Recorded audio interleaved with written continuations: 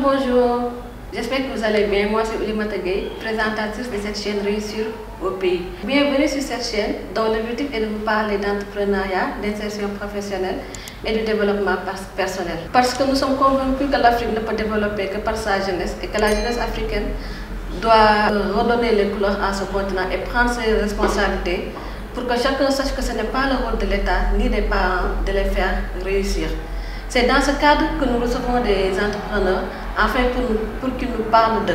Et aujourd'hui, nous avons le plaisir d'accueillir M. Mohamed Aït, directeur de Global Care Distribution. Bonjour M. Aït. Bonjour Madame Oulimata. Comment vous allez? Ça va bien, merci et vous. Qui est Mohamed Aït? Mohamed Aït, c'est un jeune entrepreneur qui s'est lancé dans une société un peu de produits hygiéniques et jetables destinés au médical et à tout type de secteur d'activité. Donc aujourd'hui, on est 9 dans l'entreprise. On a des associés, des actionnaires et on est présent au Sénégal pour l'instant. Donc voilà. Et quels sont vos parcours académiques et professionnels? Le parcours académique, il est normal. Donc c'est mes études au Sénégal. Je suis né ici, j'ai grandi ici. J'ai été au cours Sainte-Marie de Anne, baccalauréat scientifique.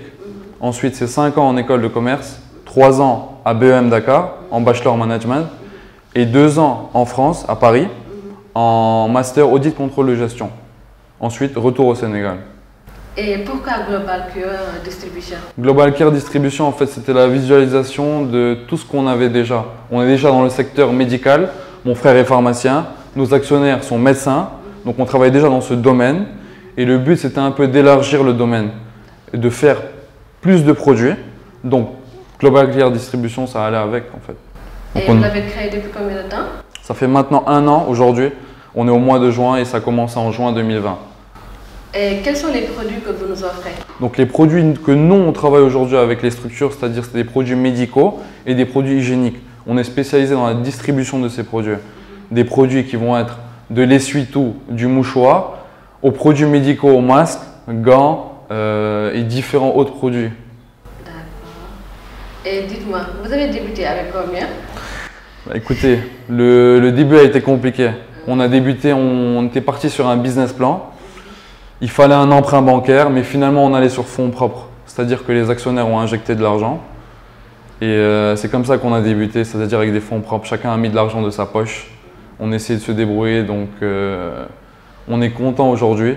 Mais il faut toujours aller chercher des investissements pour essayer de développer un peu la structure. Donc c'est ce qu'on essaye de faire aussi, auprès d'organismes qui puissent investir, injecter de l'argent. Donc vous travaillez qu'avec les médecins? On travaille avec plusieurs sociétés. On peut travailler avec des médecins, on peut travailler avec des cliniques, des hôpitaux, mais on travaille aussi dans le côté hygiénique, c'est-à-dire avec la restauration, avec l'hôtellerie, avec d'autres secteurs d'activité, les instituts de beauté. Ah d'accord, tout ce qui touche à la santé, à l'hygiène. Tout ce qui touche à la santé, ça veut dire qu'un particulier peut être un client de Global Care aujourd'hui. D'accord. Et des difficultés vous en rencontrez?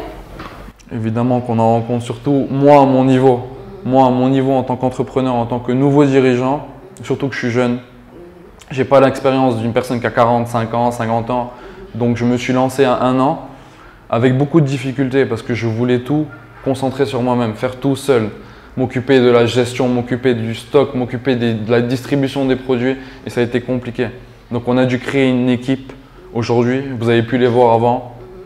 Un directeur financier, des commerciaux mis en place dans Dakar, dans la région pour aussi permettre d'avoir une structure, quelque chose d'organisé. Et aujourd'hui, on est beaucoup mieux organisé et c'est beaucoup plus clair pour nous. Et vous avez d'autres succursales, si je peux me permettre, succursales, ou bien vous êtes juste planté à Dakar? On est planté à Dakar et à Ziguinchor. C'est-à-dire qu'on a une personne aussi qui s'occupe de nos produits à Ziguinchor. Et les clients, comment vous faites pour les attirer? Écoutez, en fait, ça va être plus de la prospection. On met des commerciaux sur le terrain. On travaille avec eux, des commerciaux qui sont formés avant sur nos produits. Ensuite, ils sont lancés sur le terrain. Et ensuite, c'est du suivi de la clientèle et de la fidélisation. On essaie de faire des produits au maximum de qualité pour réappeler le client, pour que le client soit intéressé par le produit. Et c'est le plus important au final. Parce que dès que le client absorbe ce produit, il y a juste un suivi, une fidélisation à faire. D'accord. Et des problèmes avec les clients, genre des commandes qui retardent? Ça peut arriver. Ça peut arriver que le client ne soit pas livré à l'heure où il veut être livré Mais on essaie au maximum d'expliquer. On peut avoir des soucis, des contraintes logistiques, des contraintes de personnes, des contraintes humaines. Parce que des fois, une personne peut ne pas venir au travail ou être prise par autre chose, un rendez-vous, on ne sait jamais. On peut avoir un problème de stock. Des fois, ça peut arriver, une rupture. Donc, on essaie au maximum par rapport à ça de s'organiser aujourd'hui. Au début, c'était beaucoup plus compliqué. Ça a pris un peu de temps. Aujourd'hui, ça fait 1 an, on est un peu rodé quand même par rapport à ça. On sait comment se passer, comment se gérer le stock, comment gérer ces différentes difficultés en fait.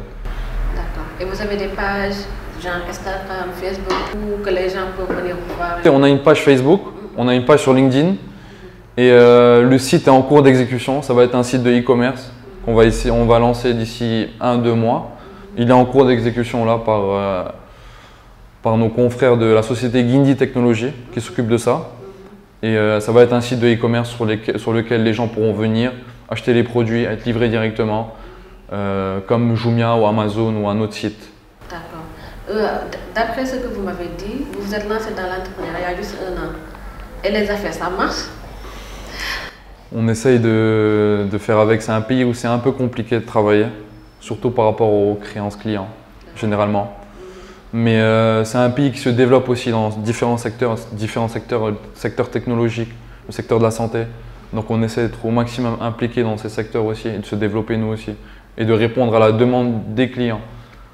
Donc ça se passe bien pour l'instant, mais il faut que ça se passe mieux, toujours. Donc on travaille dur pour ça.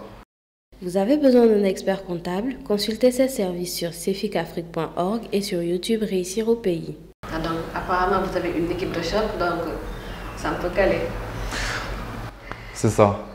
Mon équipe, on est comme ça, on est soudés. C'est important aussi d'avoir cet esprit d'équipe. Moi, je travaille pas avec des gens je travaille avec des gens avec qui je crée des relations. C'est le plus important. Au final, on est tous ensemble tous les jours. Donc, on tisse des liens. Et j'ai un style aussi de management particulier. Tout le monde ne le fait pas. Je fixe pas d'horaire à mes salariés. Je leur fixe pas d'horaire. Quand ils ont un événement ou quelque chose, on essaie de discuter au maximum. Ok, vous avez le temps pour ça, mais il faut revenir. Je leur fixe pas d'horaire en fait, je les mets pas dans une case. Je les laisse au maximum s'exprimer, me donner les idées, me donner des conseils. Et j'en apprends plein avec eux, qu'ils soient plus jeunes, plus vieux. J'ai des gens beaucoup plus jeunes, j'ai des gens beaucoup plus vieux. Donc c'est important aussi. D'accord. Et quels conseils pouvez-vous donner aux jeunes qui veulent se lancer dans l'entrepreneuriat? Bah, écoutez, ce que je leur dis généralement, c'est ne pas se lancer directement. Il faut aussi avoir une expérience, avoir travaillé, que ce soit dans une société, que ce soit dans la rue, que ce soit n'importe où, avoir touché quelque chose, être impliqué au maximum, avoir ce qu'on appelle des skills en anglais, des compétences, travailler au maximum ses compétences, se démarquer des autres, c'est le plus important. La volonté, la motivation, se démarquer. C'est-à-dire que, ok, aujourd'hui je ne parle pas anglais, j'apprends l'anglais. Et tout est dédié. Tu vas sur YouTube aujourd'hui, tu peux apprendre l'anglais. En 1 mois, tu peux avoir au moins un minimum. Tu peux apprendre sur un logiciel demain. Tu ne sais pas utiliser Excel, va apprendre Excel. Tu as un ordinateur, tu as besoin de rien du tout. C'est le maximum que je puisse faire. Moi aujourd'hui, par exemple, quand je reçois des demandes des offres d'emploi, je lance une offre d'emploi, je reçois des CV. Et généralement, ce que je fais, je le fais souvent, c'est que je rappelle les personnes parce qu'elles n'ont pas le CV minimum, elles ne le font pas. Donc je les appelle et je les aide, je les conseille par rapport à ça. Même si je ne vais pas lui dire demain tu seras pris, au moins l'avoir aidé par rapport à ça, c'est déjà quelque chose. Et c'est important. Et c'est important qu'ils se donnent à fond et ne pas croire que les choses viennent comme ça, du jour au lendemain. Tout le monde travaille, tout le monde se donne au maximum et c'est le plus important. Et d'accord. Et comment faire pour que les gens qui veulent vous octroyer vos produits, comment ils vont faire? Bah écoutez, généralement nous, on est sur le terrain. Ou sinon les gens nous appellent. On a un numéro fixe, portable, toute la journée, de 8h à 18h. Et c'est comme ça, hein, généralement. Et c'est H24 ou bien? C'est H24. Merci beaucoup, M. Adji. Merci à vous. Comme vous le voyez, nous sommes à la fin de cette émission. Merci, M. Adji, de nous avoir accueillis. Merci à vous d'être venu, en tout cas. Ça me fait vraiment plaisir et j'espère que la page va se développer et donner envie à plein de jeunes de développer ce beau pays en tout cas. Inch'Allah. Inch'Allah. Et j'espère que le message est bien passé. Et si vous avez apprécié, n'oubliez pas de liker et de vous abonner. Et à bientôt pour un autre numéro. Allez, au revoir.